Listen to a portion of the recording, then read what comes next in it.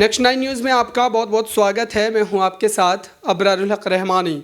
महाराष्ट्र में एक बार फिर एकनाथ शिंदे जो है वो मातोश्री की तरफ लौट रहे हैं।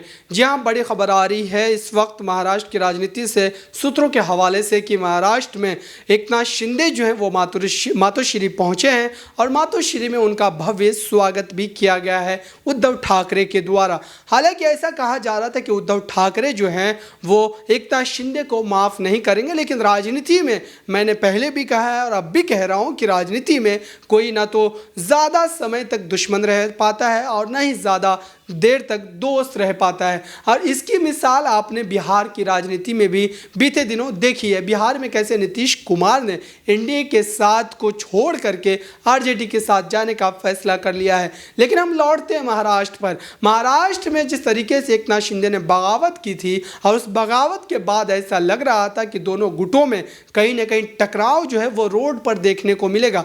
लेकिन आप सियासत की लीला देखिए कि आज एकनाथ शिंदे मातोश्री पहुंच जाते हैं और उद्धव ठाकरे के द्वारा उनका भव्य स्वागत भी किया जाता है। लेकिन इन दोनों मामलों के बीच अगर तीसरे पक्ष की हम बात कर ले यहाँ पर यानी कि रश्मि ठाकरे का जिक्र यहाँ पर बेहद ज़रूरी हो जाता है, क्योंकि रश्मि ठाकरे ही वो व्यक्ति थी जिन्होंने उस समय जब एकनाथ शिंदे ने इस बगावती सुर का आगाज़ किया था तब उन्होंने कहीं ना कहीं इस बगावत को रोकने के लिए जो तमाम प्रयास थे वो जारी रखे थे। लेकिन कहीं ना कहीं एकनाथ शिंदे ने उनके उन तमाम प्रयासों पर पानी फेर दिया था और फिर उनको ये जो करारी एक तरीके से कहें जो बगावत जो है वो देखने को मिली थी। अब जबकि एकनाथ शिंदे ने अपनी मंत्रिमंडल का एक तरीके से विस्तार भी कर लिया, हालांकि कुछ नए चेहरों को अब भी शामिल किया जाना उनमें बाकी है, लेकिन कुल मिलाकर के मंत्रिमंडल का विस्तार हो गया है, जिसको लेकर के लगातार ये दबाव बनाने की कोशिश की जा रही थी एकनाथ शिंदे पर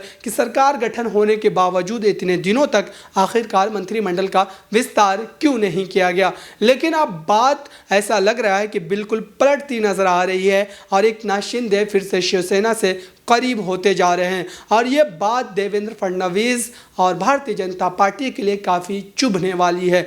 महाराष्ट्र की राजनीति में ये लगातार उलटफेर चल रहा है और कहीं ना कहीं महाराष्ट्र की जनता इससे त्रस्त है। फिलहाल जो है महाराष्ट्र में तमाम राजनीतिक हलचल पर जो हमारी नज़र है वो बनी हुई है। साथ ही आपको स्वतंत्रता दिवस की हार्दिक शुभकामनाएं।